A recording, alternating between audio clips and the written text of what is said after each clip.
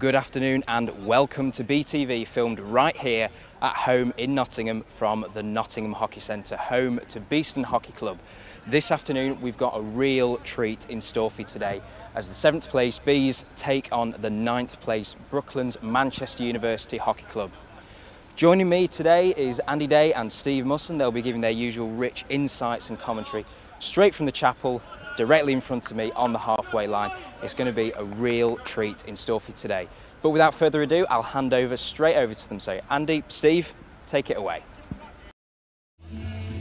Thank you, Kellen. Hello, everyone. Welcome to BTV on Notts TV. For the second weekend in a row, it's Beeston's men in front of the camera. Today, hosting Brooklands in this England Hockey League Men's Premier Division game. Can Beeston's men build on their win last week against Durham University?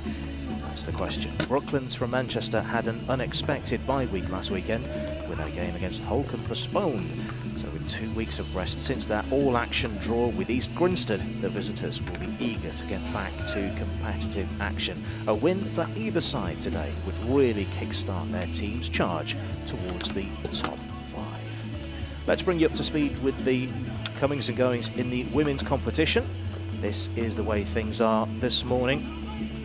Coming towards the end of the game, Hampstead and Westminster versus East Grinstead. East Grinstead look in pole position to take all 3 points and go top of the competition.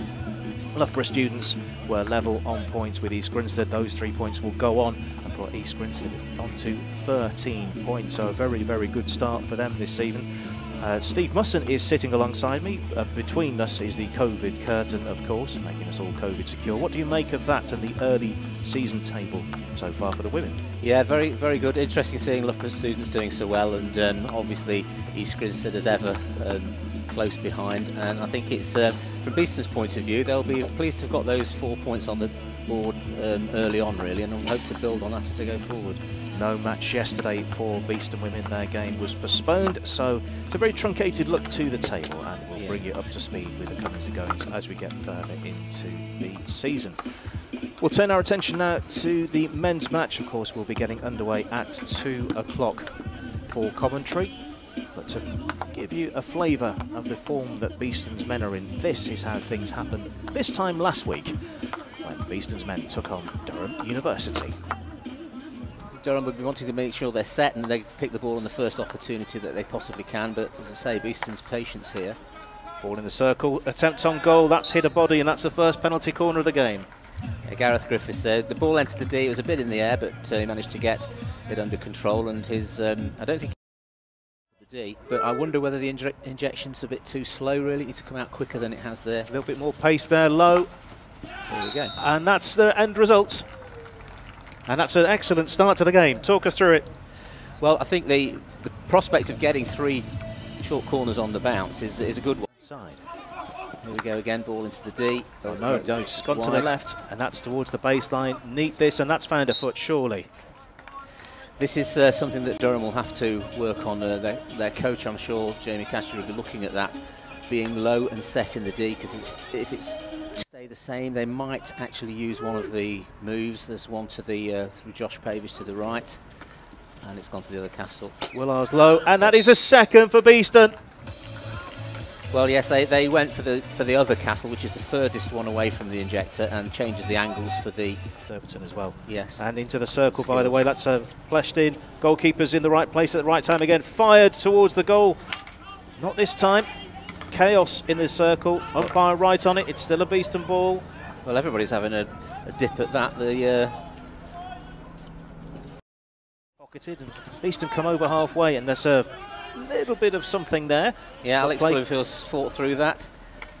That's loose. And there's a penalty corner. Yeah. Well, an interesting one, really, because Henry Croft running with the ball, though, it had got a bit ahead of him. But he's any goals, obviously, but you've got to get those goals to get your points. Turn into the circle, low angle, and that is a third. That is the third that Beeston were looking for. That's Henry Croft. And a terrific low finish, and that is the goal from open play that they've been looking for.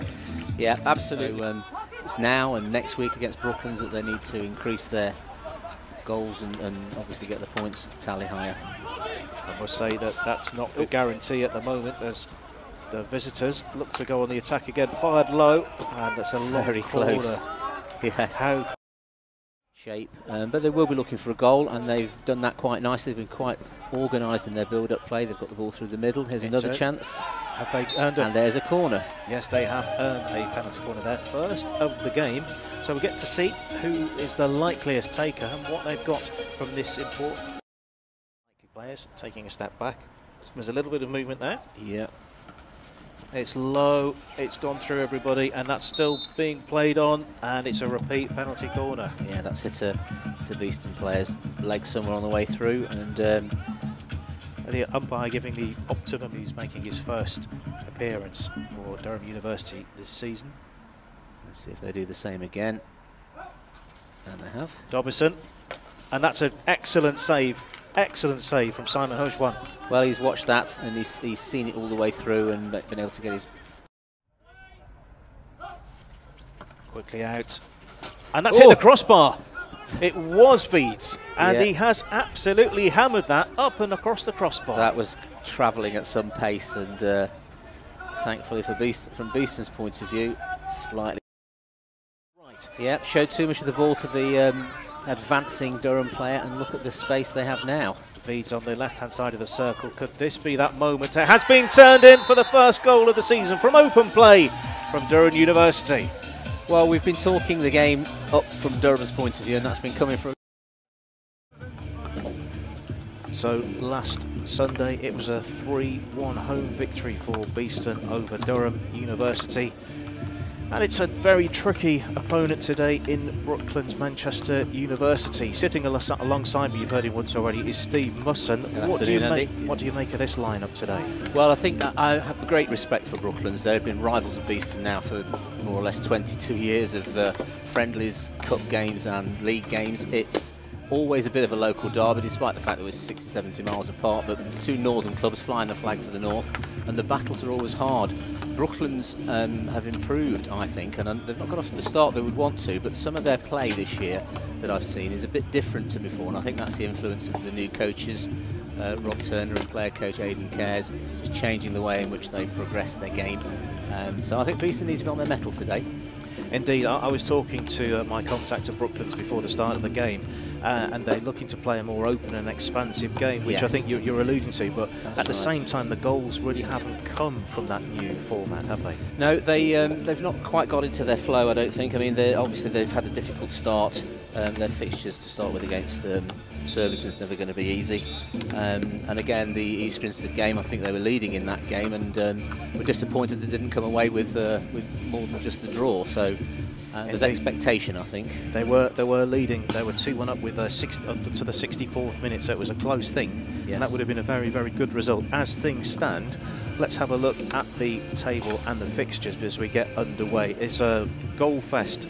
Old Georgians versus Oxford. 9 goals, and they're into the third quarter there, but we'll dismiss that. This is the game we're focused on here. Old Georgians will not be able to jump to the top of the table today because they can't catch Surbiton. But looking towards the 9th and the 7th positions, 3 points today for either side are very, very important. They are. Beeston wanted to make up that extra game that they've having had the bye. And of course you can see from the points tally there, if they're to put 3 points onto the board, they'd be in with that row of 4 teams on 7 points, and I think that's something they're targeting. Brooklands, as we say, they're looking to get into some kind of a flow, so from their point of view 3 points will help them no end to get away from this fight that they've had for a few years at the bottom. Just a quick point as well, even though they're still on the board, the University of Durham versus Holcombe and the University of Exeter versus Wimbledon games are postponed today. So later on in the broadcast, when you say, why haven't they got a score update, those are the reasons those games are off. So that is the situation. Those are the games. You can see the Beeston team, and let's have a look at their match day 16 as well while we're looking at it. You can see the huddle coming together. And what do you make of this? It's a relatively settled squad, but we do have a new face in Vikram Sandhu making his debut. Yes, we do. He's settled down now. He's been here 2 or 3 weeks, and obviously it's time to make his debut for the Beeston side. He's taken Tom Croson's place this week. Be interested to see how he settles in. We saw a little bit of Suki Banasar last week, his first game, and it does take a bit of time to settle. So hopefully they'll be into it as quick as they possibly can, really. And to turn our attentions to the visitors, Brooklands, 2 changes for them today. Yeah, they've had to. Peter Makin has come in, and he's taken over from. I think if Alex Holmes has gone out from last week's squad, as has Jake Reed, and they've brought in Andrew Jackson as well. So that makes up their 16. Indeed, Peter Makin probably drawing attention, as well as Aidan Cares. Debut today for the former Hampstead and Westminster, and before that Bowden player, so a lot of experience for Peter Makin. Yeah, jumped over the fence from Bowden in a way via Hampstead to Brooklands. Heavy rivalry in Manchester between those 2 clubs. If you're just joining us for the first time, those crosses next to the players, if you see that again, those are the starting players. Of course, rolling substitutions throughout the games, and it will be Beeston who will get us underway. Beeston in the black and yellow, playing from right to left, attacking the car park end, and it is Brooklands in the white, playing from left to right, attacking the boulevard end. 4 quarters of 17.5 minutes, and Beeston looking to steady their way into the game, making sure those first few interchanges are crisp and work, and already it's looking pretty sharp from Beeston. Yeah, I think in terms of phases of games, any team wants to get into it as quick as possible, and that first excellent bit of work in the midfield there, first passing play is very useful to get you into the game, and Beeston started very well there. That ball coming off Leo Watton, so that will be a sideline ball for Beeston. Lovely bit of interplay in the middle of the park there, which between, I think it was Lucas Ward was involved in that. Pavis steps forward with the ball, looks to find movement, and I've been hearing as well the change to a zonal defence, and that's really paying dividends for Brooklands at the moment, marking the space rather than marking the man. That's what that means. Yes, it's difficult if you man marking all of the time, then quite often that can work against you, funnily enough. And if you get your zonal marking right, you can block off areas, the hot lines of passing that can head into the D if you get your zone right. A lot of joy down the left-hand side for Beeston at the moment. Blumfield looks to progress towards the baseline. Has he had the ball taken off him? Yes, he has, and Brooklands can clear, but that's not gone via the Brooklands script. Beeston ball quite high up the field. Yeah, surprised that Alex didn't get something out of that. He was right on the edge of the D. Early doors looking for a penalty corner would be great. Adam Dixon there just taking his time. Seemed to have all the time in the world on the ball. 90 seconds, so I think the only Brooklands touch we've had of the ball so far has just been this interception. Yes. And Brooklands quickly moving the ball over towards halfway. This is neat as well, close control, and the benefit of the whistle's gone the way of the visitors, and they are not hanging about at all, quickly trying to get the ball, possibly slightly too quickly. Yeah, Robbie Gleeson quickly onto that, and saw Sam Perrin there making a run through the midfield. He's a former B, 26 years of age now, and spent a bit of time now with Brooklands and settled in. Very, very good press from Brooklands, and Beeston have done equally well to get it out from that corner of the field. Big shout in front of the camera here. Alex Blumfield's progress towards the goal is being held up, so a sideline ball.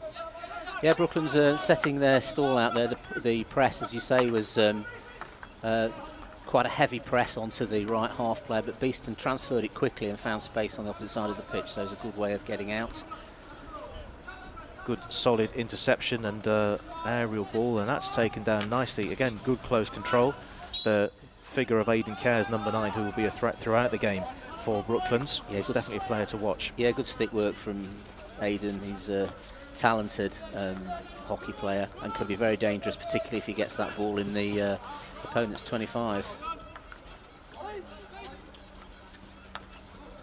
It's still steady stuff from Beeston, and just inviting a little bit of pressure, and I think that's gone really quite well from a Beeston perspective. They've made the space, and that tricked the Brooklands defence into stepping out, which is something they hadn't done so far in the game, and that space just magically appeared.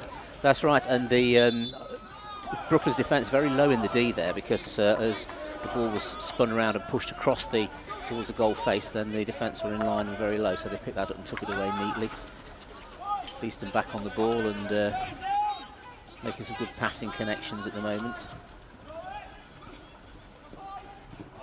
Big shout of play, but that was just beyond the outreached stick, so it will be a Brooklands ball. Just aware that we haven't introduced you to our match umpires today. Warm welcome to James Barnes and Dan Reed, who are your match umpires today.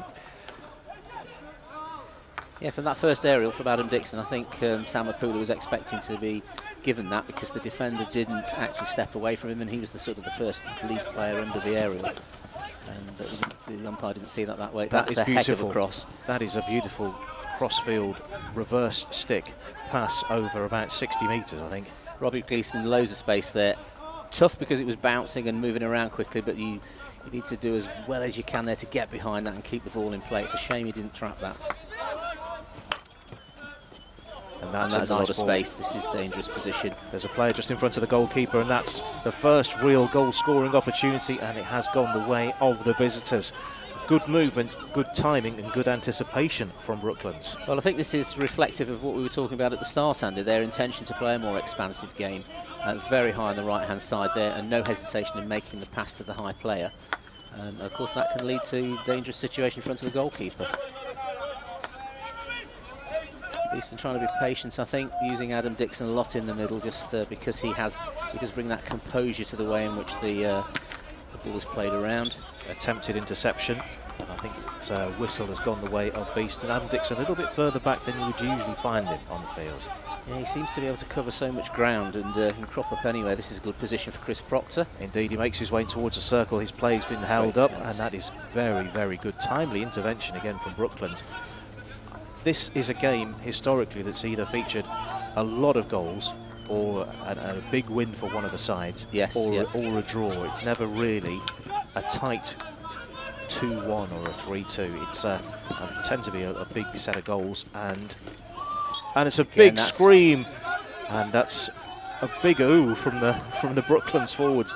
That was so close to being turned in. But well, again, this pace of attack that Brooklands are introducing in this game is going to be something that Beeston are going to have to be aware of, because as they build up slowly with this possession that they've got at the moment, if they turn it over, the counter-attacks are going to be quick.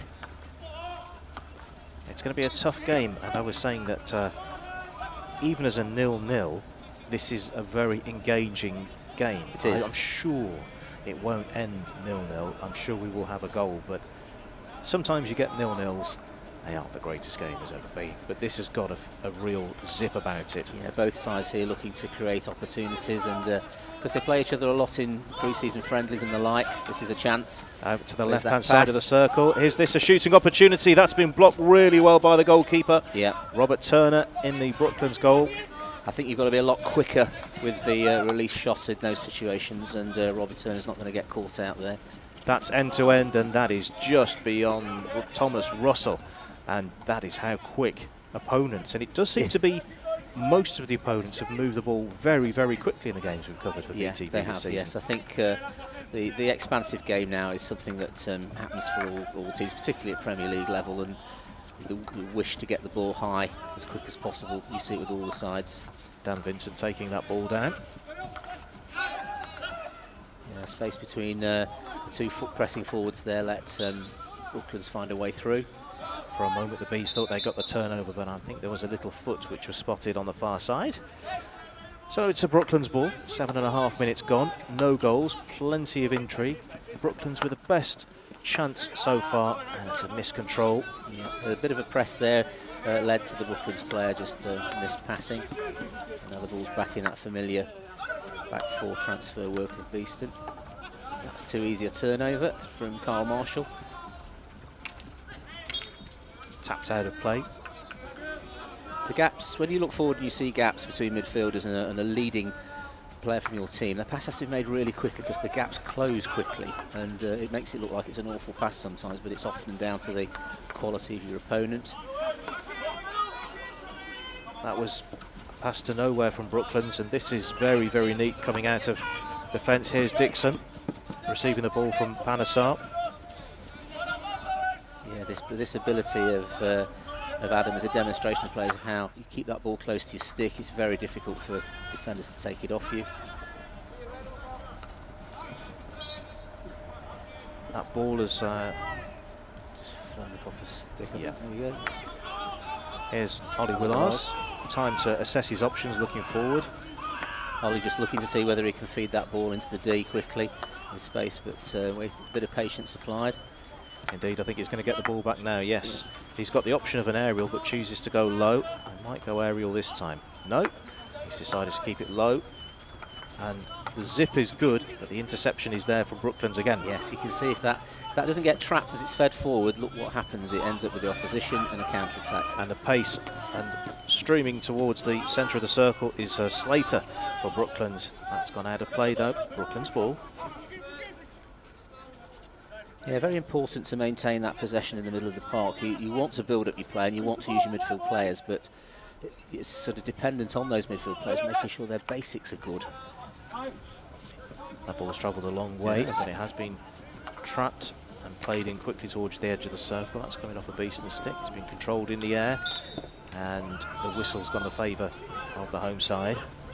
Yes, Ollie Willar's making sure he was firmly behind that, and if anything was going to happen, it was going to be a foul, and that's what happened. Short aerial ball. Now, did they get tapped in the air? I think he might have done. So Josh Pavis will restart from the side. Instant pressure coming. And that's come a long way. There's he's lucky to get that because he missed trap the first one. This is dangerous. Towards the baseline. Umpire signals a long corner first of the game, so this is a good opportunity for Beeston to build. Attempt there to win a penalty corner, I think, but Brooklands were sharp to that. Dixon plays it low into the circle, shooting chance here if it appeals. No, it doesn't, and Brooklands get the free hit. It seemed like there was a week between receiving the ball and playing the shot. I think there was I think Suki Panasar there trying to get his shot off, but showed far too much of the ball to defend and then actually missed the ball, so that's an offence. If there is no shot on, it doesn't make any sense to attempt a shot. So, no, finding the right moment. You don't have much space in the D, so shots have got to be quick or played in different ways. That's a good pinch of the ball. Yeah, stolen by Beeston along the right-hand side. Gareth Griffiths has brought it towards the baseline, looks to flick the ball in towards the circle, doesn't get it. It's a second long corner for Beeston in relatively quick succession. 11 minutes gone. Beeston nil, Brooklands nil. Yeah, he's done well to keep his stick on the ball there. Right side attacks, he can develop a lot of stuff from there if the defenders aren't sharp. And that's a little bit easy, that I think, just connection between the midfield passing player and the leading forward didn't happen. Good hustle from Henry Croft there, indeed. Real nuisance trying to beat. Interesting, it's almost a 360-degree spin. Ball though gone a long way, and it is a Brooklands ball. That's a nice interplay. Restart. That's been miscontrolled at the crucial moment. Well, Beeston get away with it. Yeah, they did everything right, Brooklands there. Quick restart, and they had space in the D. It's just, I think, a combination of the pass and the receipt, not quite right there. So, fortunate for Beeston. No set pieces yet, so any of the attacks that have happened have not actually been upgraded in any way.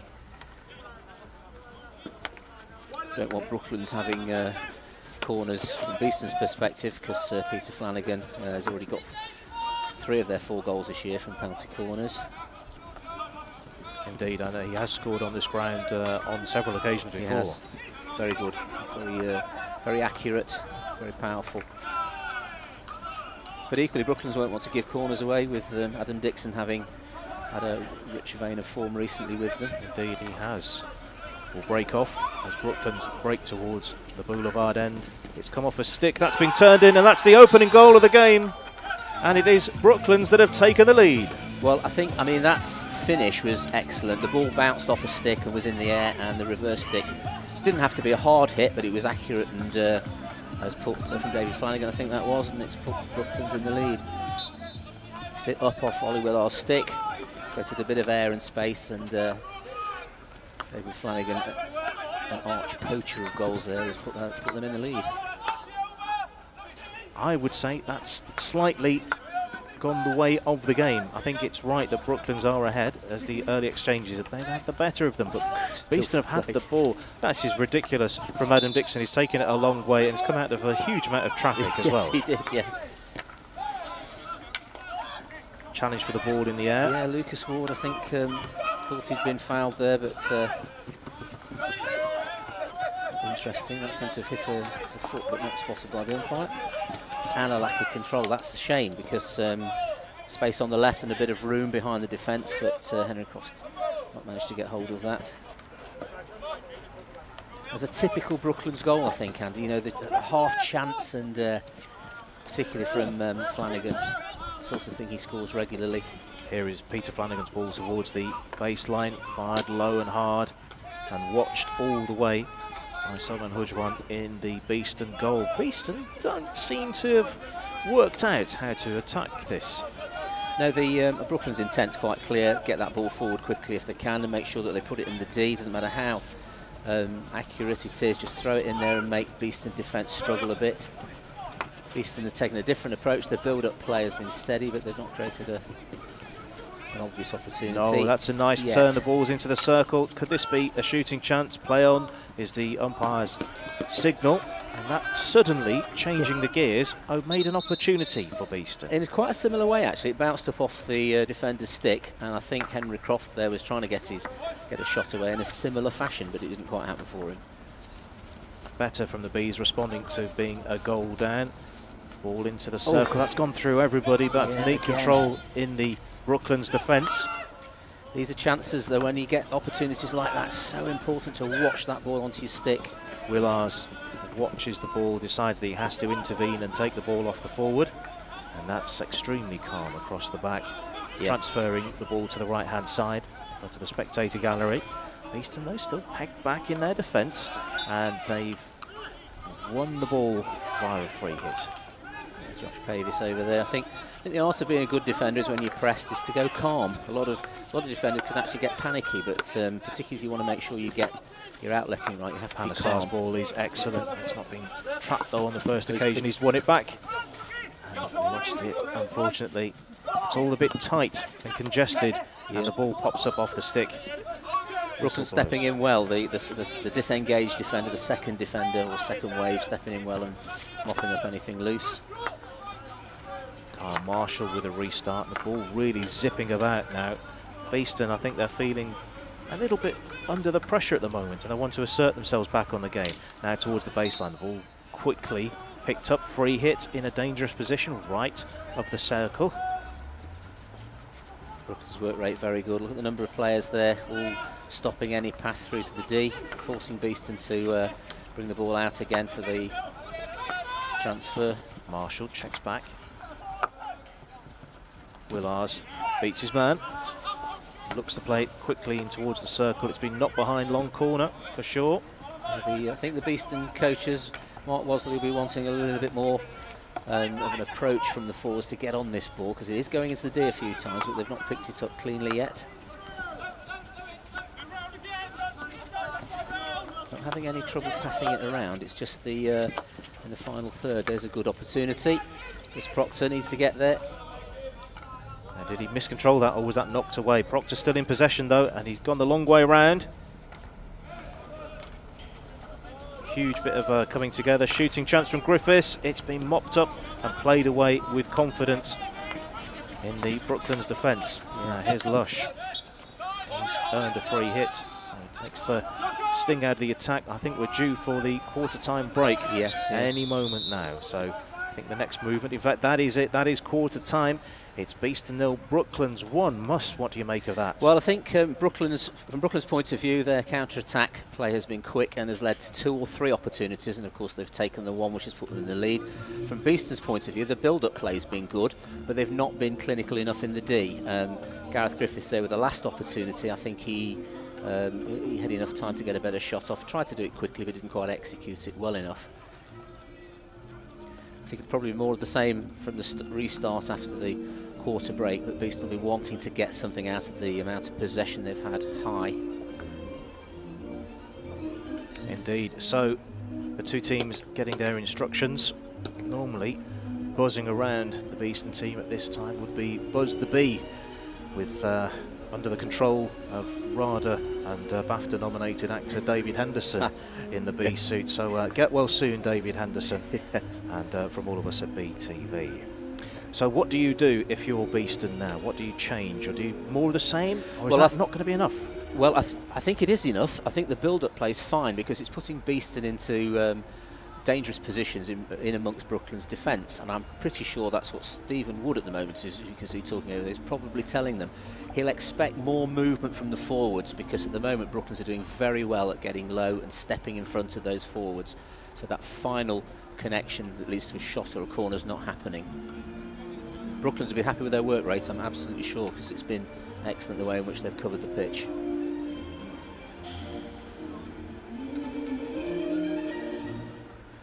Right, we've had our 2 minutes of quarter time. The Bees have had their instruction. The umpires are making their way out, and it is the visitors, Brooklands, Manchester University, that have the lead at quarter time. No changes, I would imagine, from their game plan, because it's working. I think that's right, and they'll be happy with the way their back four defenders are working. They're a solid bunch of defenders. They're very difficult to get round. And certainly, as I say, their counter-attack play down both flanks has been quick and has often led to them getting into the D. So why would you change that? Beeston with it all to do. They're looking for that goal to get back on terms. It could be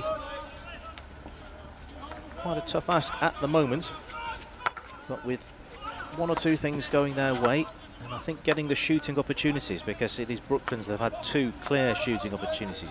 Beeston have been in the circle, but not really had a golden chance yet. No. And that's what they'll be keen to create quickly, maybe through a set piece, because they could have won those and haven't done yet. That ball pace a little bit slow from Carl Marshall to Lucas Ward there, nearly led to a turnover. Here's Blunfield, plays it inside, but that has been anticipated and intercepted. Although it's been knocked out of play, and it's going to be a Beeston ball, just different to the camera position here at Nottingham Hockey Centre. Another example of how alert Brooklands are to getting that player in line and picking up the loose ball. Stepped in very nicely there.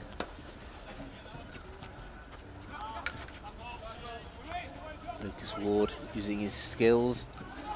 Is this the shooting opportunity? Oh! How was that not turned in? How was that not turned in? Just wondering if that shot from Chris Proctor, it actually hit the post. But maybe we'll see that in a minute.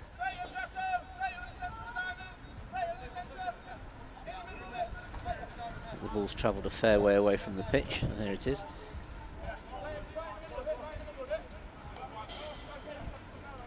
Peter Flanagan looking now to find an easy way away from defensive areas. If you are in the crowd, please do make sure you are keeping a social distance of 2 metres, and then we can restart the game. Thank you. Got to pause whilst the instruction goes out to the crowd to remind them of the responsibilities about social distancing, which hopefully will be heeded. There's plenty of space they can use on that stand on the far side. That is a lot of space there, and a great pass into the middle of the park. We were talking about social distancing a moment ago, and there was a lot there in the Beeston midfield who let that ball go through. Yeah, that's little pauses like that. It doesn't take much to switch off, and it's one of the things about the game of hockey, because it's so fast. You've got to be alert to absolutely everything. You can't afford to let your mind drift or your focus go. The Shark team will take advantage of that. Not sure what that was all about. That wasn't a very good restart at all. I think that was a little bit of frustration creeping in. Yeah. 19.5 minutes gone. It's the visitors with a lead. Brooklands ahead by 1-0 as they press towards the boulevard end and the baseline. Nice skill, nice control, nice close control. Beeston have it with Dixon. Dixon under an awful lot of pressure. Yeah, it's just been a little bit barged off that. So, but you know, the game can ebb and flow very quickly in hockey, and Beeston's way back into this is to find that equaliser, because at the moment Brooklands' confidence from scoring first is quite high.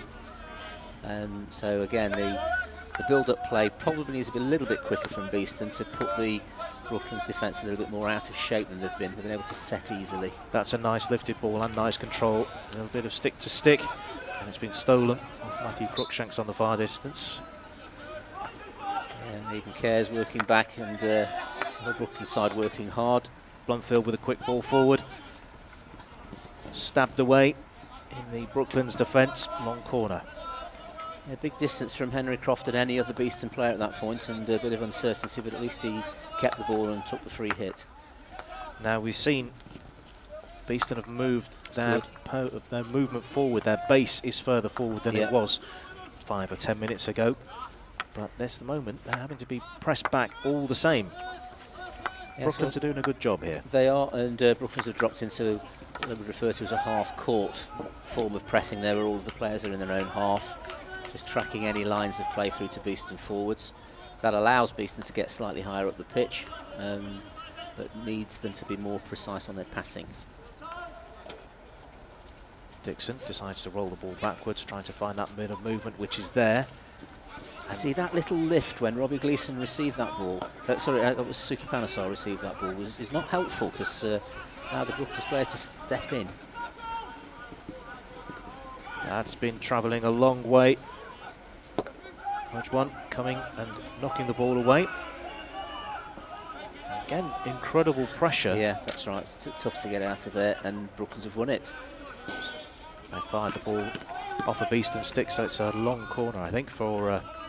Well, they've turned that Beeston possession, with Beeston having broken down Brooklands' first attack. That Brooklands have then turned that possession into a long corner, an attacking position for them. So they are working very hard on pressing at the moment. We've got a stop here whilst we're waiting for the match ball to be retrieved. So here it is, and it's going to be a free hit rather than a long corner. That's right, as anticipated. They will go back a long way to try and draw out the Bees from their defensive position. Yeah, you've got to come out a long way to get to that because it's back in Brooklands' half.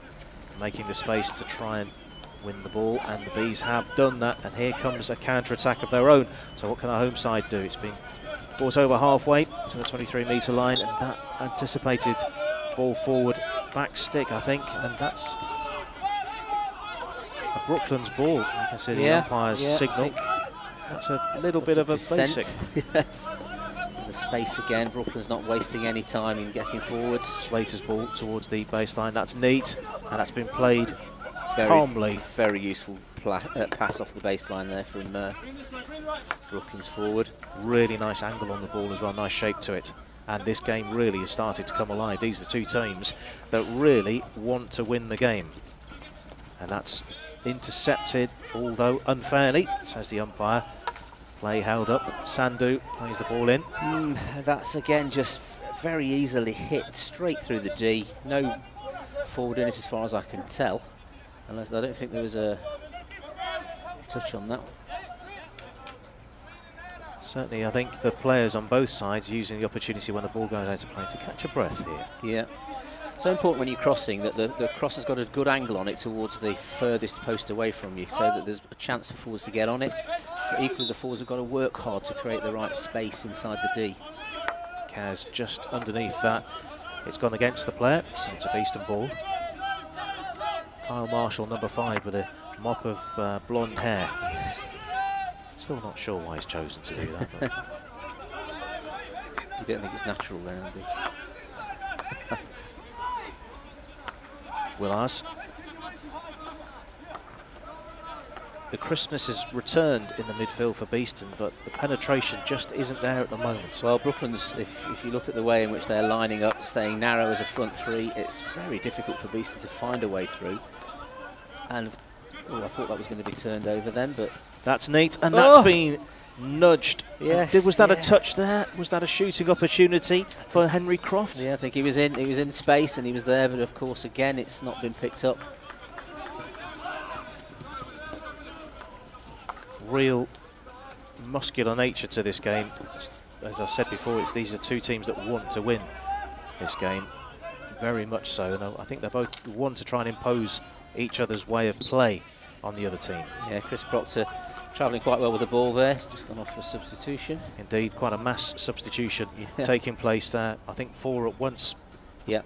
So a big change with 10 minutes to go in this first half. Bees a goal down to the visitors Brooklands. Well, you hope your substitutes coming on play at least at the standard of those going off, unless they've been poor. But there's a lot of substitutions there to integrate into both teams. Try and change things up. Yeah, that's not necessary really. That's a nice take. Waited. Sharp to that. Indeed, he waited for the opportunity, and that's a tiny bit of miscontrol on this near side. And Beeston, from a reasonably good position, gift possession back to Brooklands. I think that'll probably be the one of the criticisms through half-time if nothing changes. The basics have not been up to standard. Beeston's basics. Although that has gone the way of Beeston. Another miscontrol, this time though from Brooklands, who've been pretty resilient on the ball, haven't they? They really haven't given away much. They're staying close together as lines, really. The forward three staying tight, the midfield three moving very nicely to cut off any through ball passes, except that one. That's nice, and that's into the circle. Who's closest to it is a Brooklands stick. It's a first penalty corner of the game for Beeston. Now, what happened there? It just seemed to be almost a nothing ball in towards the circle, and the umpire spotted an infringement. Let's have a look at it. Possible foot there. I think Brooklands defender stepped in very well, but I think maybe it's hit his foot there. Yes, it was on the second touch, wasn't it? The ball was competently intercepted, but was played onto the foot. So that's what it was. And of all the candidates around the edge of the circle, you can see the blue armband around his left arm. Adam Dixon, number 14, he is the most likely. But of course, Ollie Willars scored at this end a week ago. Yes, and Ollie claimed that. It was probably meant for a deflection, but it went straight in the bottom corner, so that's fair enough. Can't argue with that. A little bit of a delay here whilst the face protectors go on from the Brooklands defence. First time they've been used in the game, of course, and everyone needs to have their own personal one. 4 outfielders and the goalkeeper protecting the Brooklands goal. So it's looking likely to go towards the left of the circle. Josh Pavis is lingering with intent, as well as Adam Dixon. But will it be the left-hand side of the circle, or will it be more towards the right? It is Dixon, and that's been blocked neatly on the line. It's still live from a Beeston perspective, and they have a free hit. And it's been upgraded to a penalty corner. Well, I don't think the injection pace was quite as quick as it could have been for that first corner. Credit to Robert Turner as well, being in the right place to block the ball with his foot. Came straight back out through the follow-up players, Beeston follow-up players, and bypassed everybody there. Now, talk us through what the infringement was. I must confess, I'm not quite sure what's... obviously, Brooklands not very happy with that at all. Ready to play. Let's see if it's going to be more of the same or something different. This injection speed, that's a bit better. And there was looks like there may have been an early break. And it's going to be from a Beeston player, so it's a repeat penalty corner. So in pure numbers terms, this is the third penalty corner injection, but it's only the second penalty corner in the history books. So James Hunt trots over. In fact, obviously because of the early break, the umpire has sent the person who infringed and broke early away, so there's less defenders for Brooklands to use now. This is a golden opportunity for Beeston. Good injection. Dixon slips it. And it's been knocked away in front of the goalkeeper. And it's been knocked wide, and the umpire having a good think about that one. Now, was it dangerous play? I don't think that could be, because that's a first, was a proper flick type of shot at the goal. It was saved on the line, so... Seems to be a lot of discussion across both teams as to what the outcome of that play was. Of course, the umpire's decision is final, and we'll be restarting with a Brooklands defensive hit. But that was... We'll have to have a word with him afterwards about that to see why he thinks that was a Brooklands ball. Still, let's summarise that last passage of play. Beeston really with a golden opportunity. Nice reverse slip ball from Adam Dixon. Played close to the goalkeeper, driven towards the goal, but knocked away from the defender rather than the goalkeeper. And it's a free hit for Brooklands. They've travelled quickly towards the boulevard end. I think credit to Brooklands on that defence, because with less numbers they still managed to upset the slip flicker. That's taken a deflection. Big coming together, and the umpire has whistled in favour of Beeston. Half an hour gone, 1 goal, but plenty of adrenaline, plenty of drama, and we're getting more and more as the game progresses in terms of goalmouth action. And Beeston look to end the half on a high with 5 minutes to go, with hopefully the equalising goal from their perspective. Well, they'll be pleased that they've got something out of one of their times in the D, because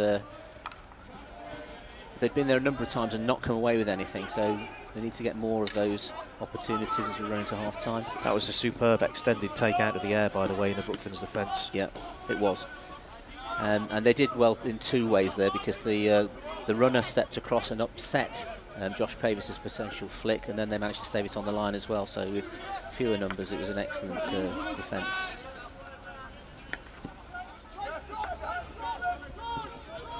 Just waiting for the right moment to give the ball. And as we saw earlier on, Beeston were trying to progress this style of play further up the field, Yes, and Brooklands have done excellently to make sure that this is further away from the goal than Beeston would like. Dixon's progress is halted. A little bit of... Yeah, Brooklands know that Beeston can build through the flanks and through the middle of the park, so they're having to work very hard, but they've done it successfully so far. Again, you can see that pressing on the ball carrier, making it difficult, but Beeston's skills got them through that bit. Davis chooses to go backwards. Willars now. Again, It's crisp, but not penetrating. No, that's right, and I think that's credit to Brooklands, really. They're marshalling their players well, and you can see how in shape they are for any part of Beeston's transfer and attempts at forward play. New coaching team at Brooklands. That's been taken down neatly on the right sideline. That's bounced off a defensive stick. Long corner for Beeston, trying to build up a bit of head of steam, and they aren't waiting around. Dixon looks to find a shape on the pass, only finds a Brooklands stick. That's a sideline ball for the Bees. Well, I think Adam Dixon's realised that if they don't get the restarts quick, Brooklands will be in shape. They reset their defence very quickly. Now this is a bit of an opening. Chance here, play towards the left-hand side of the circle. That's a nice take on the baseline. It popped up and then fired in towards the goal, but it is a defensive hit for Brooklands. I think that was a little bit too aggressive, the ball towards the goal. Yeah, it's such an acute angle to try and get that in the net. I have seen them scored like that, but it's more likely to go flying off the side of the pitch as it did.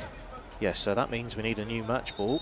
So I wouldn't be surprised if there's a pause here whilst we get a nice cleansed match ball. In fact, here it is, and we'll be back off and running in a second. Getting closer and closer all the time to half-time.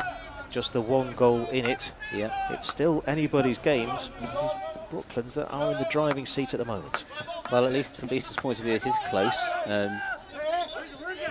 They've just got to be a bit more canny about the way in which they create things. You saw that situation there with Beeston with the ball on the baseline, and I think had that been controlled there and kept in the D, that would have been more dangerous than the fly hit.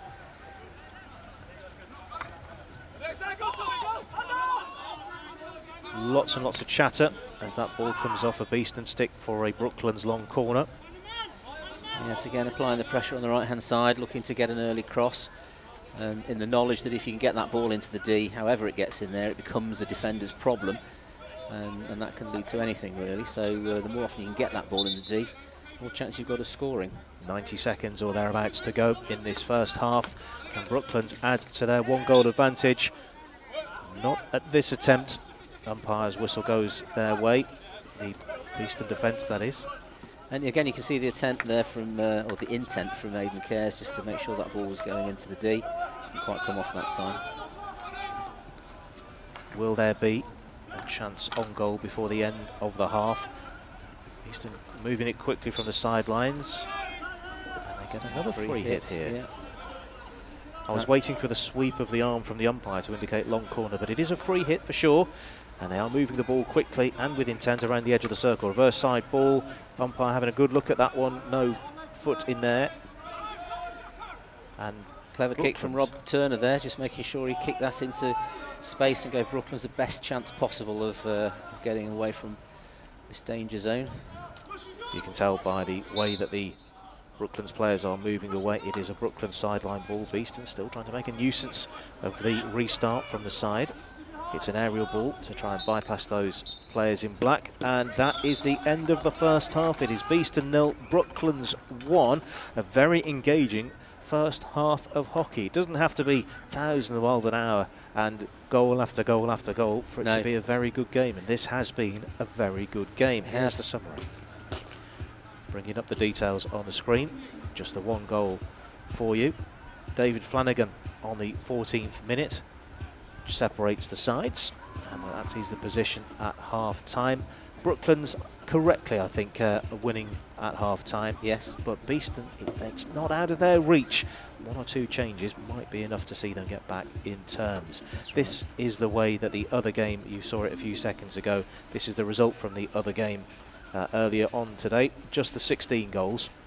Old Georgians 10, Oxford 6. And as you can see, it is Beeston 0, Brooklands 1 is your half-time score here. And just the 1 goal after 8 minutes. Hampstead and Westminster 0, East Grinstead 1 is a latest score 8 minutes into that game. We'll leave you to catch your breath, go and get yourself a drink and refreshments, and we'll be back for second half commentary of the England Hockey Premier Division men's match between Beeston and Brooklands. They aren't the greatest game there's ever been, but this has got a real zip about it. Yeah, both sides here looking to create opportunities, and because they play each other a lot in pre-season friendlies and the like, this is a chance. Out to the left-hand side of the circle. Is this a shooting opportunity? That's been blocked really well by the goalkeeper. Yeah. Robert Turner in Recently with them. Indeed he has. Will break off as Brooklands break towards the boulevard end. It's come off a stick, that's been turned in, and that's the opening goal of the game. And it is Brooklands that have taken the lead. Well, I mean, that finish was excellent. The ball bounced off a stick and was in the air, and the reverse very nicely to cut off any through ball passes, except that one. That's nice, and that's into the circle. Who's closest to it is a Brooklands stick. It's a first penalty corner of the game for Beeston. Now, what happened there? It just seemed to be almost a nothing ball in towards the circle. Adam Dixon. But will it be the left-hand side of the circle, or will it be more towards the right? It is Dixon, and that's been blocked neatly on the line. It's still live from a Beeston perspective, and they have a free hit. And it's been upgraded to a penalty corner. Yeah.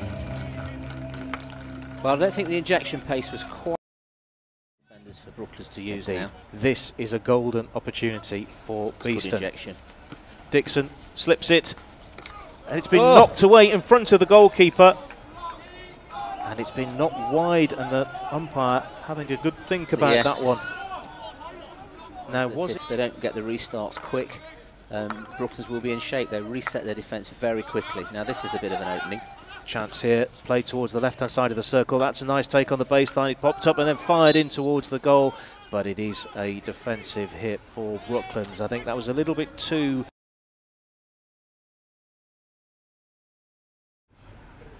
Once again, from me.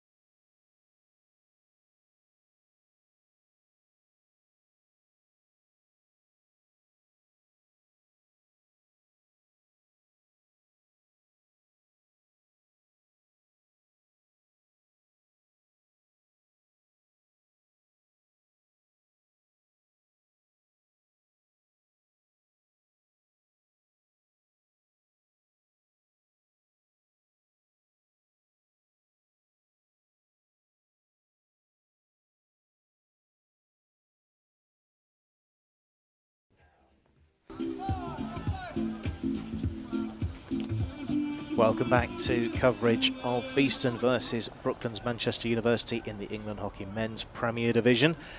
One goal separates the side as we look to start the second half. In this half, it will be Beeston attacking the Boulevard end. It will be Brooklands playing from right to left, attacking the car park end.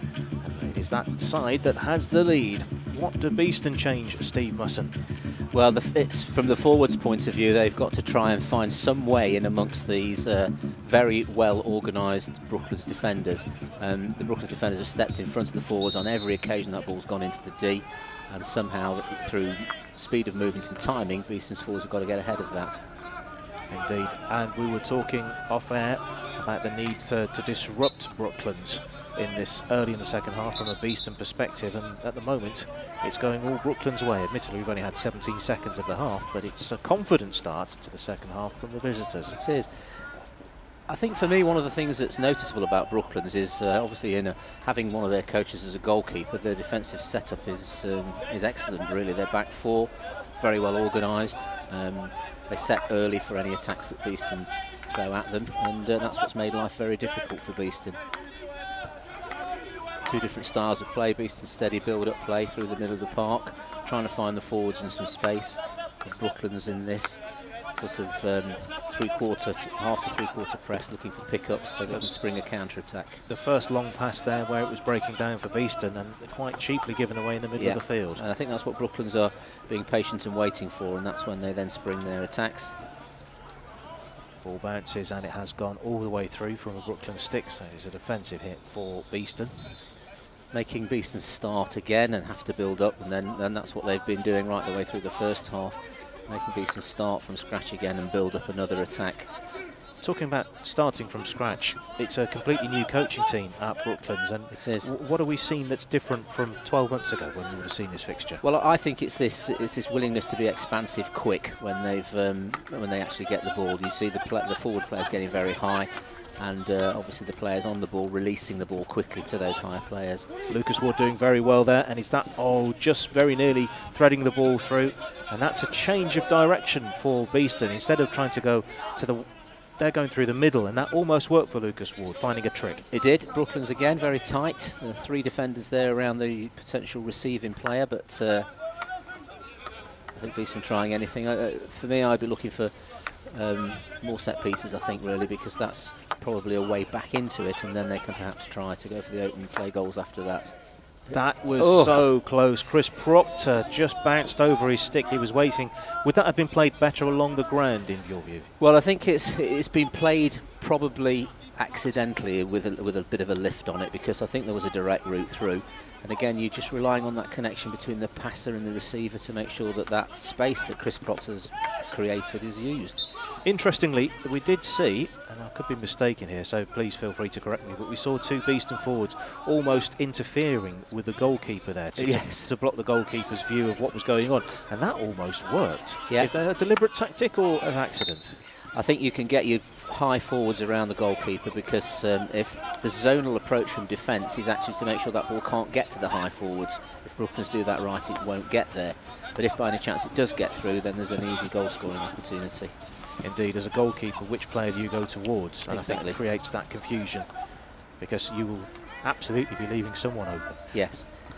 But if your defence is set up right, you can be confident in that zonal style of defence and cutting off any lines through to those high forwards. If anything, it's got quicker in this second half, early doors.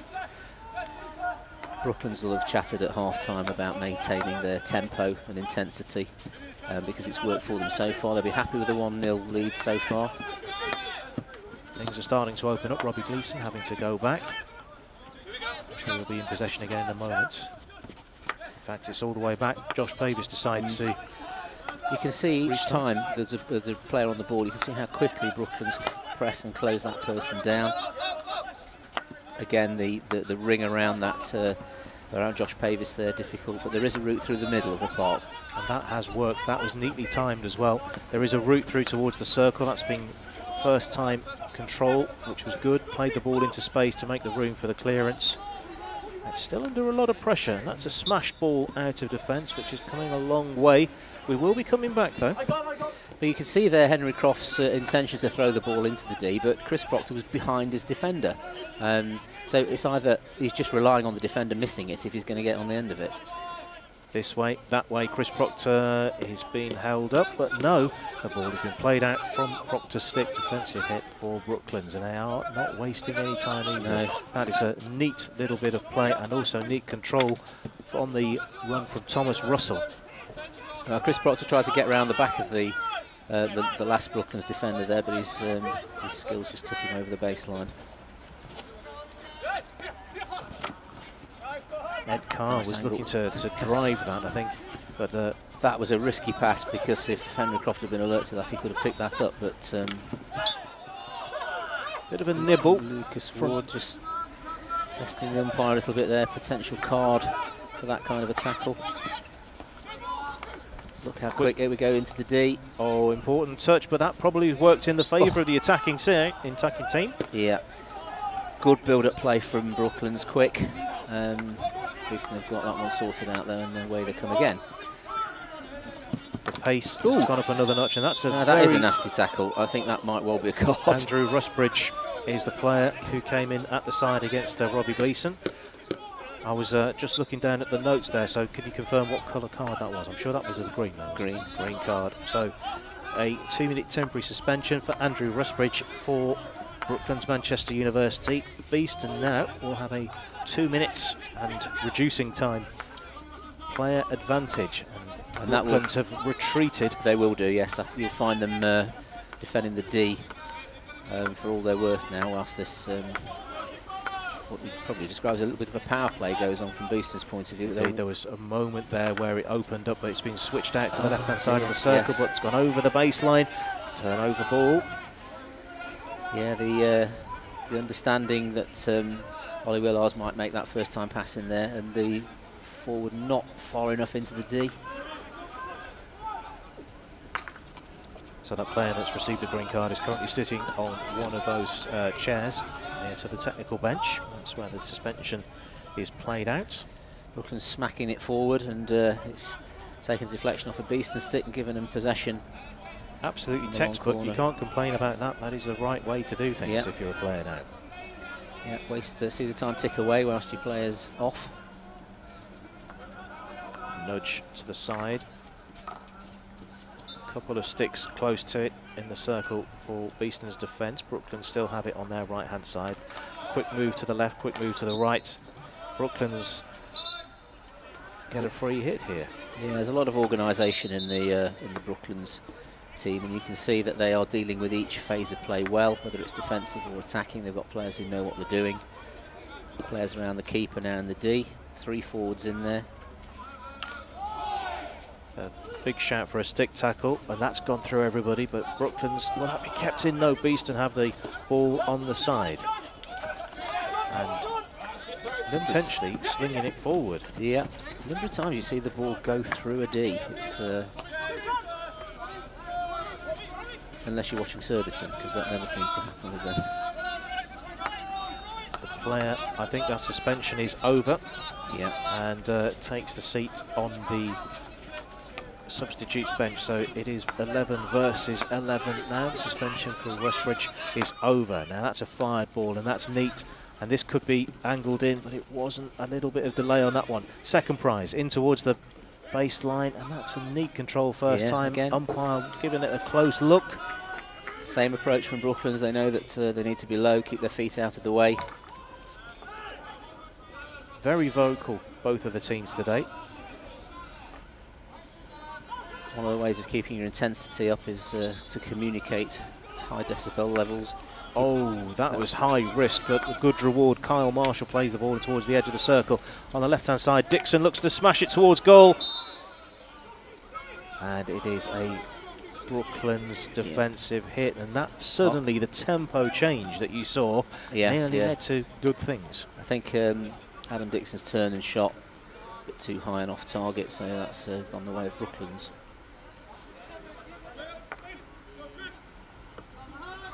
Bit of pressure from Samapula, but not enough to upset the way in which Brooklands really build out. That was really nice from David Flanagan, controlling the ball. And could be in again here. And looking for a foot, and that is a foot. Well, quite a deliberate attempt to find that foot in the D, but the ball was got there quickly. And the aerial into the D over the last Beeston defender was nicely taken by the Brooklands player. That's the point we're making, really. If you can get the ball beyond the last defender, then you can create any kind of an option, and there was the outcome. Yeah, Willars, I think he definitely got 1 foot out of the way, but that left a target to aim for. Yeah, it just shows you the benefit of getting the ball to a forward in space, because he's then got the option to have a good look to see whether he can get a shot off, whether he's got a pass available, or whether he can just simply find a foot. Going over to inject. This is a risky moment for Beeston now, because Brooklands are no slouch when it comes to penalty corners. See Peter Flanagan there just getting ready. First of the game for Brooklands. Kaz towards the right of the circle as well. Very much a threat if the ball slipped to him. Yep. You can bet they will have practiced this. Played out towards the left, and that's a good block. A play towards the goal, it's still live, and hits the outside of the netting. Yeah, intricate little move there, looking feigning for the reverse stick shot, leaving it for the open stick play for deflection, and fortunately Simon Hudgwan and left post defender were switched on to that. Yeah, not falling for it. That's right. Clever, but nearly got on the second goal. That's nice, taken down by Crookshanks. He's making a little bit of space for himself. Has he still got possession of the ball? There's a little bit of stick to stick, and Beeston get the whistle. You can see in that frame there, Andy, 5 Brooklands players around the 2 Beeston players. Difficult to actually find your way out. And the forwards tracking across steadily, with the midfield filling in the spaces behind. It just means that you have to try and beat your opponent to make the space. The space doesn't appear if you've take the ball and run with it. Yeah, pressure again, and there you go. They've worked it really well, pressing every player on the ball to the point where there's a loose pass. Although it has been turned over. I think it's the first turnover Beeston have engineered for a little while, but possession doesn't last long at all. Yeah, a little bit sloppy at this point. Willars, who's quite far advanced here, he's going for a run, and he's held up, and it is a Beeston free hit. Quite high up the field. Yeah, again, heavy Brooklands numbers. You can still see them there, the 4 of them. Indeed, you can draw a line. This is one of those occasions where you could get the magic pen out and draw on the screen. Well, I'm suggesting you draw on the screen at home, but... yeah, Ollie Willars probably get a bit frustrated that they can't find any way through. He's thrown the aerial, and it's gone straight towards the Brooklands defender, and of course that means it's his ball. Griffiths looks to press. Away. Yeah, that's quickly to space. 2 quick passes, and on the right-hand side. Space is opening up, and that is again quick movement from Brooklands, and they get the sideline ball here. I think that was James Hunt to Carl Marshall, and a little missed pass and trap there. Back to Brooklands we go.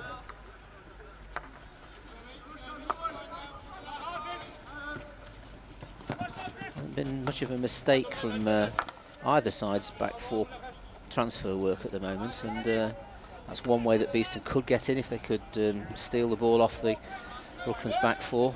The smallest of deflections off Griffiths' stick. Sees the ball nudged out for a long corner. Brooklands have got a bit of space to work with here on the left-hand side, and smashes the ball in towards the circle, and instantly the umpire signals. Too high, yeah, that's right.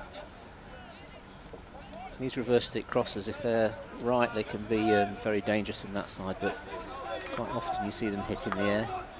The next breaking play will be at 52.5 minutes, so time ticking away in the 3rd quarter for Beeston to try and get on level terms.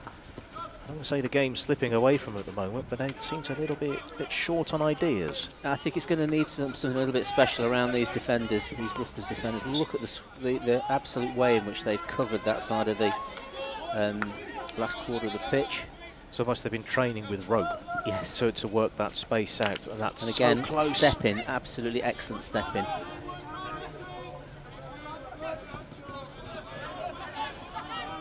Don't try and big this up into some kind of major beef, but this is a sort of derby, isn't it? As the ball's been miscontrolled on the long distance pass. It is. I think that's right. So as we said at the start, Andy, the two northern sides for a while have been Beeston and Brooklands. Obviously changed slightly with Durham coming into the league. Better pace, although good shepherding from Brooklands. Ball popping up, and there's a whistle in there as well. Is this a Beeston free hit? Yes, it is. Yes. So what to do here? Back to go forward. Fired in. That's not going to be particularly helpful for anyone, is it? That's dangerous play. It's a bit of a desperate attempt to cross, really, because from the minute it hit that, it was in the air, and who knows who that might have found. So 50 minutes complete, and that's come a long way. One of the players will pick it up, and it is Alex Blomfield. Should be a straight route into the D. And that's in front of the goalkeeper. That's taken an important touch from a defensive stick for Brooklands, and that's the first real big mistake in the Brooklands defence, and we've had 50 minutes. They turned an aerial into a scoop, and it went right into the heart of Beeston's midfield, but they were able to regroup and sort that out. That's quickly turned towards Proctor. Proctor plays it in, looking for a foot, doesn't get it. It's still on the baseline. Umpires having a close look at it, and Brooklands have come out of there, still smelling of roses. Dancing feet in the D, and I think even though Chris Proctor was deliberately trying to find a foot, they haven't let him do that. So less than a minute or so until that three-quarter time break. Beeston probably don't want this period to end. No, I think they desperately need a short corner or something that's a bit more certain for. Oh, what happened there? I think there was a foot, and then it hit the inside of the post. So you can saw that the umpire signal was clear there. So the umpire had spotted a foot before it had hit the post. So that's it will ignore the little bit with the foot, but that's the closest that Beeston have come in this entire game so far. Yes, yeah. And entirely down to the way in which Brooklands have defended and their organisation. Going to need that little magic moment from somebody to get their basics right and to give themselves a goal-scoring opportunity from a shot or a corner.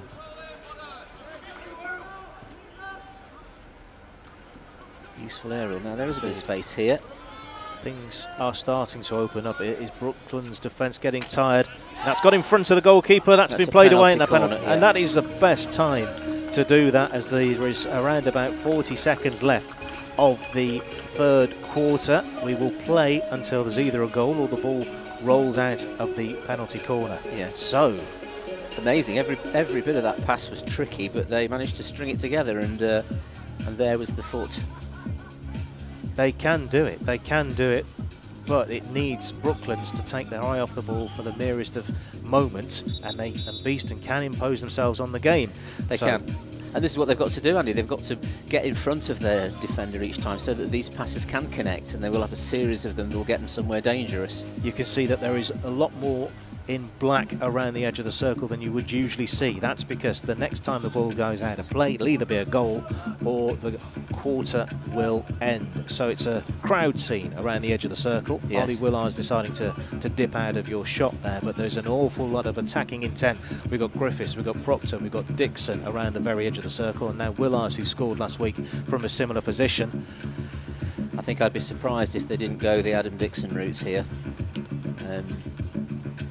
Been the most certain of any of the short corner routines that Beeston have used.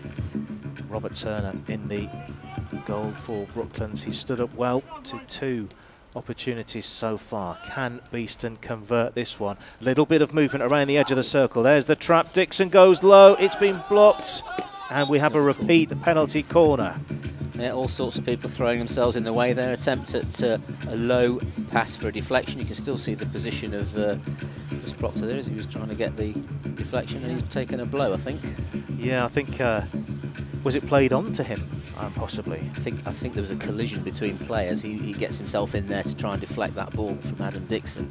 Ball action, Chris Proctor.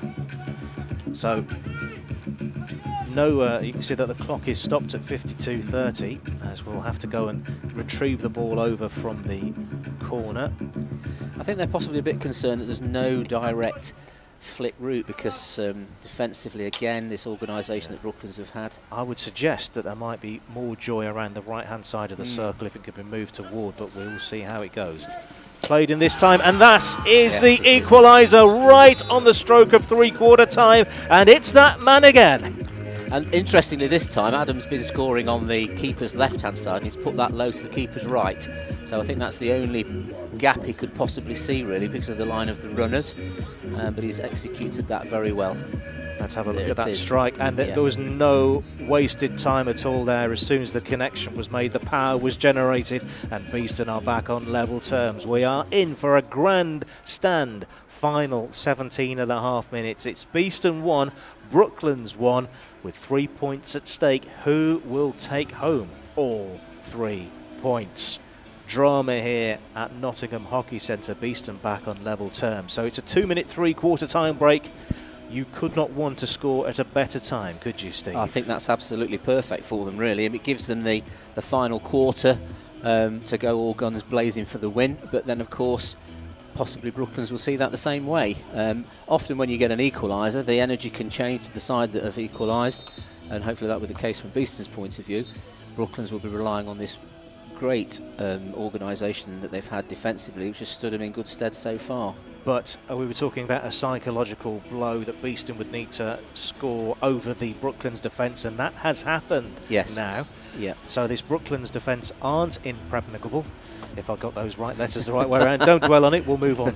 Impregnable. But I think the point we were making, though, Andy, in the build-up to that, is that they're going to have to make these connections to the point where Beeston got into the D, and then that their forwards leading was going to have to be in front of Brooklands defenders, and that's exactly what happened. The net result was it's found a foot, and that's led to that little series of corners. Indeed, that error has been very costly for Brooklands, but of course both teams very much in it. Scores are level with 17.5 minutes to play. Beeston getting their final instructions from the coaching team, and as the teams are making their way out for the final 17.5 minutes, the instructions from the match officials there. Well, if they're not fired up for this last quarter, Beeston, then they never would be, because there is a chance here.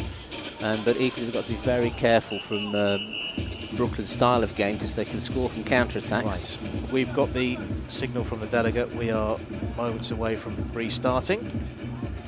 We are missing a ball, though. That's the thing. And it has been secured. Strap yourselves in, viewers. This is going to be a dramatic 17.5 minutes of play as we restart. Brooklands, the away side, in the white shirts, playing from right to left. They've just gone back on level terms through Beeston in the black shirts, playing left to right. And the Bees have stolen it high up the field. Yeah, energy levels high from Beeston straight away. That's just not what you want. That ball has to be collected at that point.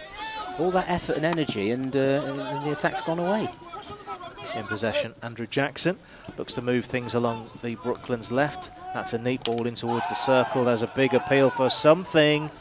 No. I think that's a bit of a try from Brooklands' point of view to get the decision, but I think that was Beeston's all the way along. But just taking that back a minute, Andy, that pass forward, I mean, it's a bit of a sin to turn the ball over so easily when you've done all that work to create an attacking position.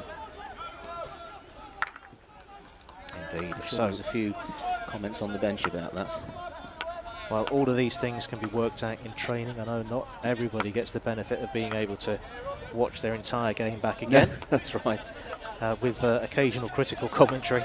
But of course, video analysis is important across the sphere of hockey. Every match is analysed. Every match is that's able to is analysed and colour coded. And yeah, that's right. And you try to learn as much as you can from your last performance, and keep building a structured form of coaching as you go through the season. Oh, that's a bit space opening up here. Was that a foot? No, it wasn't. Huge appeal. And another huge appeal from Brooklands. That's padded away, and Beeston get the benefit of the whistle there. Looking at the results history, There was a 1-1 here on the 10th of February 2019. There was a 0-0 back in March 2017. That's right. Other times it tends to be, well, we had a 3-1 win last season. Beeston 3, Brooklands 1. Adam Dixon scoring a hat-trick in that fixture, so there's still time for a repeat for that one. That's right. Many thanks to Colin Pike for those statistics, by the way, and if you're watching, Colin, hello. Right. Rob Turner called into action there from across. The ball's finding its way gradually towards Brooklands D. And I tell you what, it will be a tricky job for whoever's picking player of the match, because Brooklands have been very good as a unit. They have. I think that's one of the features of this game, really. You can see their organisation here. Here's Proctor, pushed in towards the corner flag. He's created a bit of space for himself. That's low, that's hard, that's been flicked towards goal via Dixon. And is that a long corner? I think it might be, yeah. Dixon trying something different. Yeah, he was right in front of the goalkeeper, Adam Dixon. He's determined to have a big effect on this game.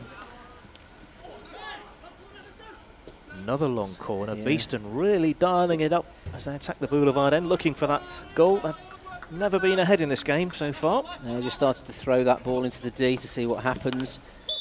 And that's a penalty corner, and that's an extreme reaction of despair in the defence of Brooklands, I'm sure.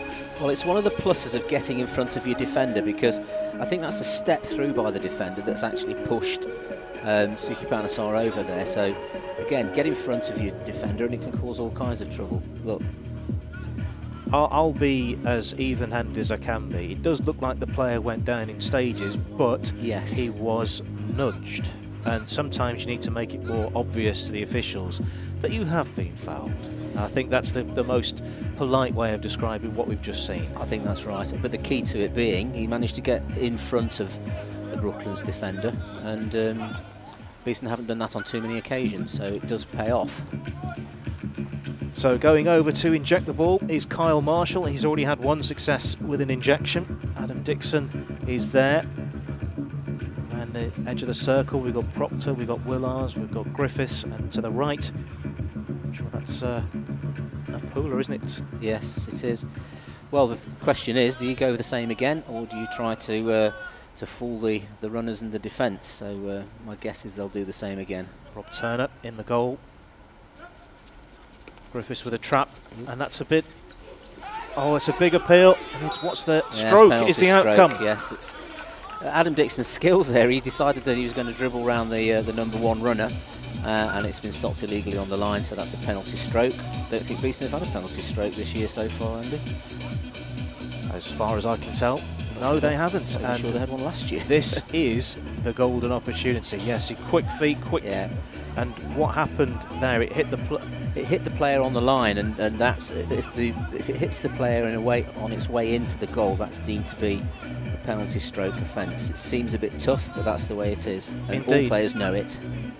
That doesn't explain the reaction there. So why would you, if it hit you, why would you be incredulous that a penalty stroke has been awarded? Well, they could argue that the keeper was behind the defender, therefore it was he would have had a chance to save it, but I don't think that was the case. They could argue it was a bit dangerous, but then, as I say, players know what the rules are. If I think Rob Turner's trying to make the point there that he could reach that ball, therefore he was behind the defender, and therefore it shouldn't have been a penalty.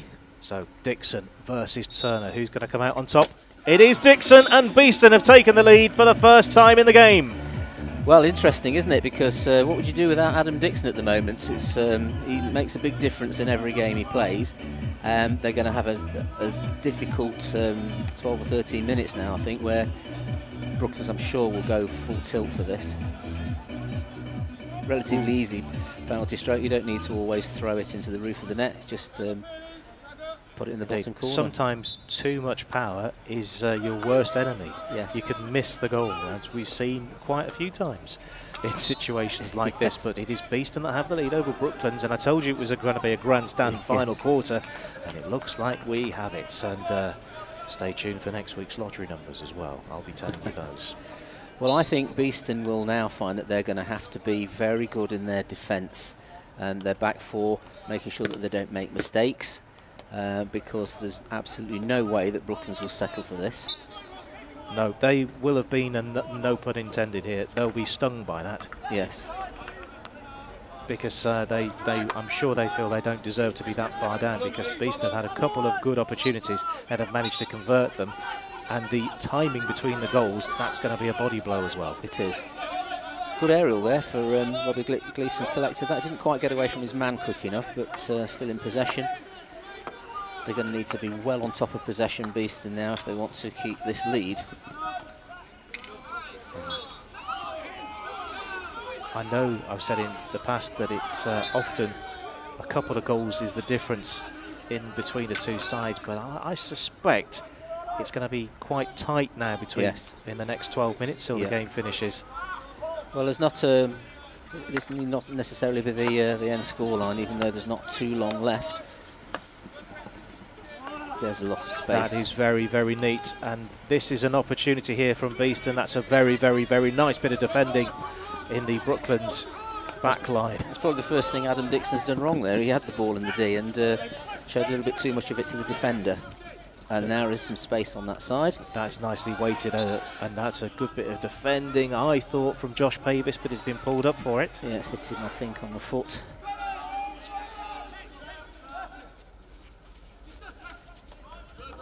And that's very well watched. That's the sort of defence Beeston are going to have to produce now for the rest of the game. And where is the space? And that's not gone right either. Just when it was starting to click for Beeston, Brooklands are starting to claw their way back into the game. You have to be very careful with infield passes because they are, unless they're accurate and they're into the line, the path of the running player, they can be stepped onto and picked up easily by defenders, and that's what happened there. Chris Proctor's pass didn't have enough pace on it. So again, a familiar pattern here. Andy Beeston starting again from the back, trying to come up with some build-up play. Indeed, big aerial. That's bounced once, and that's gone all the way through. What a chance this is in front of the goalkeeper, and a swing and a miss. And I think Henry Croft was brilliantly positioned to make it 3-1, but he couldn't find the connection. So, you know, I think that's something you might as well just make sure you get on the end of it. He was in enough space there. A little bobbled in pass. It wasn't the easiest of things to get on the end of, but you just need to do a little bit better than that, Henry, I think. Was he more concerned with the power, or was he more concerned about the placement, or was it just... I think it was probably a little bit of hit and hope, I get it sort of thing, but I think he could have done a bit better. Now this is good space, but look at the touch. The touch and the pickup, it's just put the ball miles ahead of himself, and very easy to defend that. We can see that there's going to be a big changeover on the far side as well. We've got 5 changes being lined up, 2 for Beeston, 3 for Brooklands, as they look to either secure the 3 points or to get back on level terms from your perspective. This is going to be a very, very big finish to the game. Just the 1 goal separating the sides. Yeah, I think from Beeston's point of view, they wanted to get what they perceived to be their strongest 11 on the pitch. Brooklands looking to get their attackers on to create as many chances as possible. That's working quite nicely down the Beeston left. There's the shooting chance, powered in, and that's the 3rd for Beeston. How about that? Alex Bloomfield, he had the space on the turn, and he's gone into the centre, at the heart of the D, which is the best shooting zone at part of the D, and smacked it in the bottom corner. So a big turnaround in Beeston's favour now. Let's have a look at this again. It's rare these days you see runs and shots, certainly from the Beeston side, but as he was falling, managed to power the ball into the goal, and just like it was last season, it is Beeston 3, Brooklands 1. Well, this is probably about the first point of the game that Brooklands have lost their organisation, and it's cost them. It cost them through a corner, and the penalty, and of course the running shot. This is sometimes where Beeston switch off. They think they might have the game won, so this next couple of minutes is going to be very interesting indeed. Yeah, psychology, game psychology and game management, big part of hockey matches. Instructions from the umpire on the far side. That's Dan Reid reminding the players of their responsibilities as play quickly moves, and there's a huge appeal for a push. Yeah, that's what they were going for, similar to what they thought had been the cause of Beeston's corner earlier, but I don't think that was quite the case. Real speed and real endeavour on the Beeston right. Is that going to be kept in? Real effort to keep it in, but no, not quite the case. I think if I was being hypercritical, Andy, I would have Beeston first team working on their basics this week in training. I'll probably get shot down for that, but too many occasions when I think easy traps have gone away. So you're the analyst. You're the one that can be critical. I just tell the world what I've seen. You can see the times when, if only they'd picked the ball up, they might have given themselves better shooting chances or attacking options. Big number of changes taking place on the Beeston bench as well. 7 minutes to go. Keeping a close eye on the match clock, which is counting up towards the 70-minute mark. Of course, it's not quite exactly the clock that the players are seeing as well, but it's the closest we can get to that. Whistle blows, and it is Beeston that can waste a few seconds. Yep, serious attempt to outlet by passing along the right-hand side. That's been done very well by Beeston. Little interplay there, and they've got the restart. And a nice pass, release, and a lot of space. That was too easily given away. Again, was a passing error.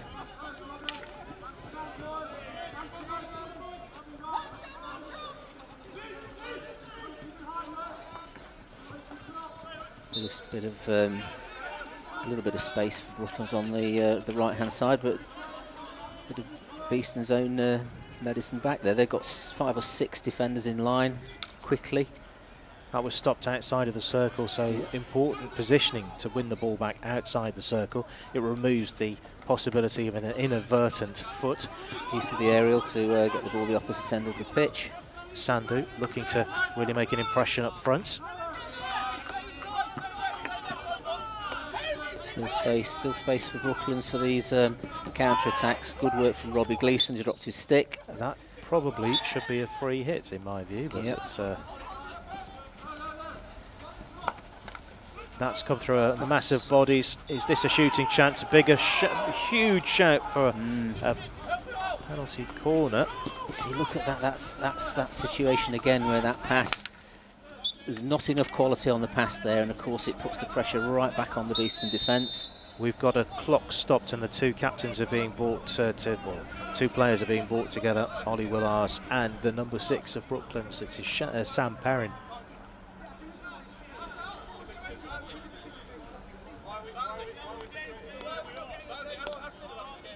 Umpire on the far side is Dan Reid, having a bit of chat, calming everybody down as the clock is stopped. We were saying it's a grandstand finish, and sometimes a dramatic end to a game often brings players blood a little bit closer to the ball. And Brooklands, through Aidan Kerrs, looking to play the ball into the circle. That's gone all the way through, though. We've seen a couple of bits of adrenaline and a couple of bits of skill, and I think that's what happens in these tight situations, and Beeston could solve the problem by making sure that they don't make mistakes like that. Just given away. Dixon having a real good step in there and winning the ball back, but possession is turned over. Kerrs looking to go the long way. Yeah, he's not gone far enough from the D before he's gone back into the D, and that's an offence which the umpire spotted. Now Beeston's sense here needs to be to get that ball played away under control. Ollie's gone for the aerial, but that's been charged down by the very tall Aidan Kerrs. Indeed. We mentioned earlier on he had some playing time in Australia. Yes. And how would that be different? Because we can tell about the impression it's had on him, but how is Australian hockey different to what you would find here? I think the first and most obvious difference is extremely expansive, which is, I think, what he's tried to bring to the Brooklands team. That's to do with the pace of the attack, the speed at which the ball is released, and the power in the D. Wow. Oh, crikey. And that's, I think we're going to have play stopped here because we've got a head injury here. And it's, I think, is it Lucas Ward on the floor?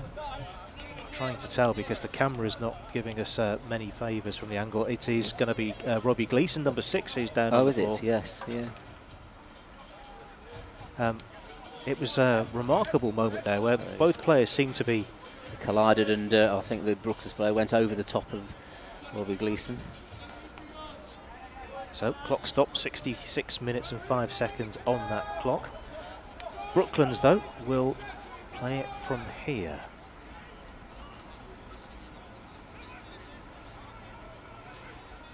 I think they're going to be really disappointed with the way that it's been turned around in Beeston's favour, because they played so well up to that point. Huge appeal. You saw those hands shooting up.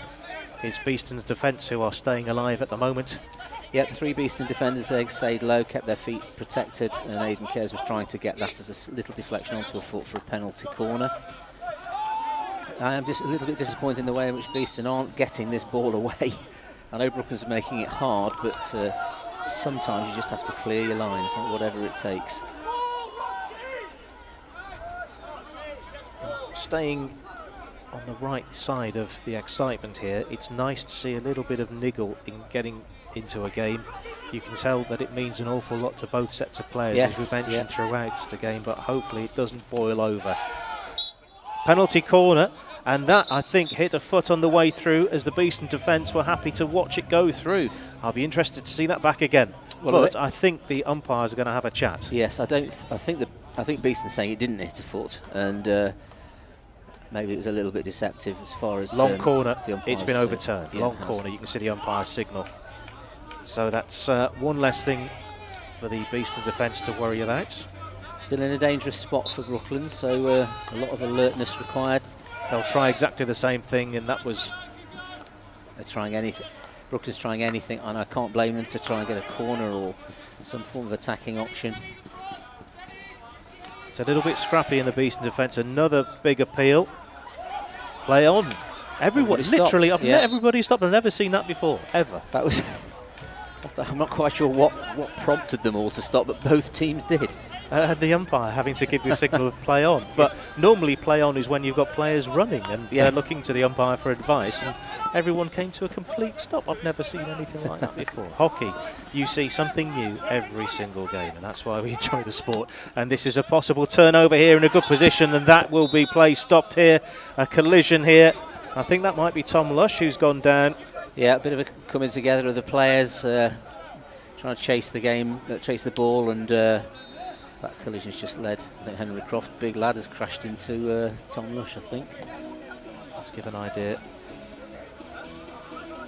It's not. I think it's actually Russell actually, Anderson. No, it's Gareth Griffiths who's run into. I don't think there's any intent in that at all, but Henry Croft has been sent off on a green, I think. Yeah, so there's 2 players being given a card there. You can see just in the back of your picture now. So Beeston down to 9 outfielders with time ticking in the rest of the game. So Brooklands obviously want to throw the ball forward, but not waste the opportunity. They're looking for that prime moment to put the ball into the circle that they're looking for now. They've got a free hit right of centre. Yeah, calls for a lot of defensive readiness here. Particularly around the D edge, getting low and keeping your feet out of the way. And just a little bit of update for you. You can't see it on your picture, but there is another roll of the dice made by the Brooklands team, and that's even more apparent now as taking the keeper they're off. Taking the goalkeeper off. There's nobody at home. It just needs to be touched in for a certain win, and that's a huge appeal again from Beeston. It has gone really scrappy indeed. No one in the Brooklands goal with 90 seconds to play. This is absolutely the last throw of the dice for the team in white. It is. There was a real chance there if I think it was Adam Dixon trying to get himself into the D so he could have a free shot at the goal. Didn't quite work. Ball given to Beeston again. Brooklands not happy with that, but it's quite clear what Beeston need to do with this, with the clock at 69 minutes. Just checking the information from the umpire on the near side, who's right in front of us here. Maybe trying to listen in for that decision, because certainly the Brooklands attackers weren't too sure about that one, but play continues. Final 60 seconds. Ooh, that's gone through at head height. So the ball has gone into the goal, but it is no goal. Beeston still lead by 3 goals to 1. And we've got the information on the screen, the player of the match, and unsurprisingly, after putting 2 goals into the back of the net, it is Adam Dixon who's been awarded player of the match. And I think, is that it? We have come to the end of the game. What an unusual end to a match. Yes. I don't blame Brooklands for taking the keeper off. That's something that does happen. They might have done a little bit earlier. Brooklands not happy about some of the decisions, but you tend to get this when games get fiery like that, and Brooklands very disappointed at having let that lead go. Well, we've seen a very, very good game of hockey here. 2 very spirited sides. Brooklands taking the lead, and Beeston coming back to take all 3 points. Wasn't able to give the big dramatic finish because the game just sort of evaporated. A very strange finish. We've seen some things that we've never ever seen before, and that's why we love the game. And it's been a pleasure bringing you the game on BTV via Notts TV. This is the way that we've got the information of the match, and also we can tell you the information about the yellow card in a moment. We've actually got 2 yellow cards that have appeared and then disappeared, which was back to being 1 again. David Flanagan, as there was a Flanagan on target in the match last season. Peter Flanagan scored.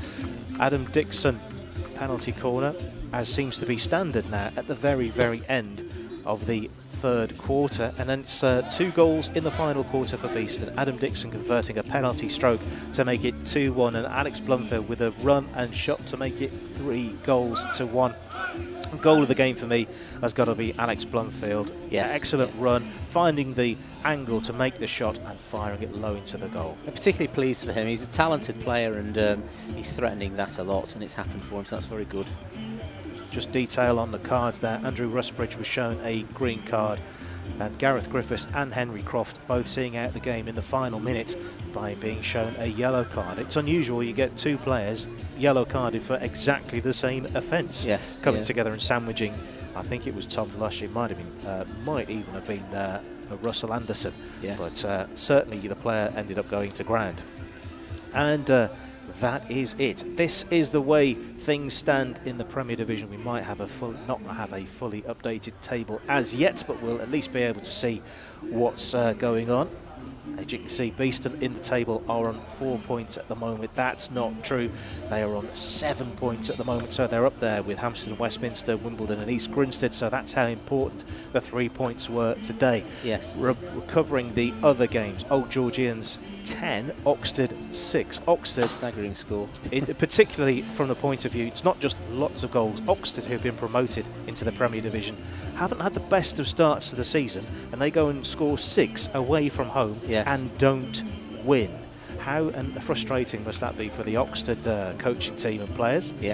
We've seen Beeston 3, Brooklands 1. As we were saying at half-time, it doesn't have to be a flood of goals to be a very enjoyable game. And it's also into the 3rd quarter. Hampstead and Westminster are 3-1 up by East Grinstead. So Hampstead and Westminster, as it stands, would move on to 10 points, level with Old Georgians, but Old Georgians will have a superior goal difference. So that's the way things stand in the Premier Division today. Next on your screens via BTV, it will be Saturday the 24th of October. That's when the match is between Beeston and Wimbledon women. You can pop down here to Nottingham Hockey Centre or watch it via btv.live. And as we've been hearing more and more people enjoying our match on Notts TV, our regular slot at 9 o'clock every Wednesday. That's on Notts TV. Steve, it's been another cracking game. It certainly has.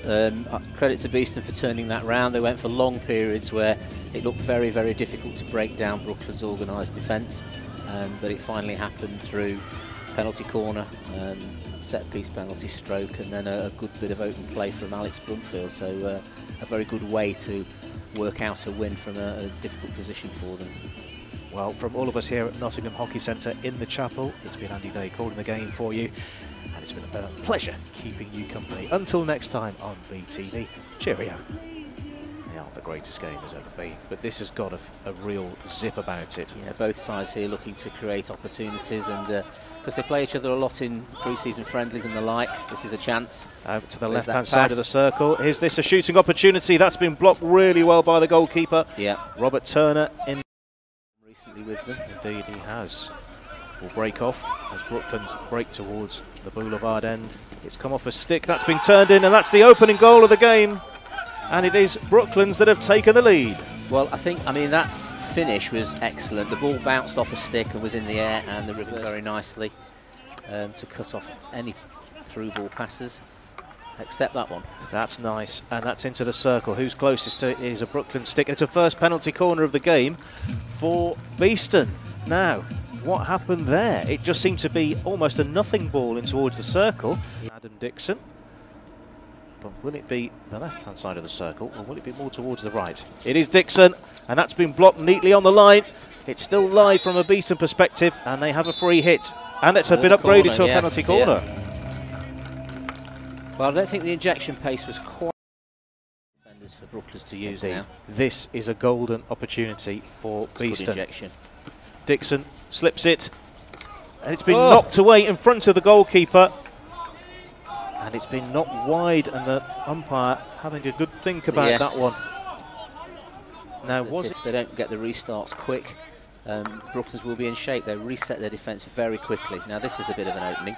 Chance here, play towards the left-hand side of the circle. That's a nice take on the baseline. It popped up and then fired in towards the goal, but it is a defensive hit for Brooklands. I think that was a little bit too... Just testing the umpire a little bit there. Potential card for that kind of a tackle.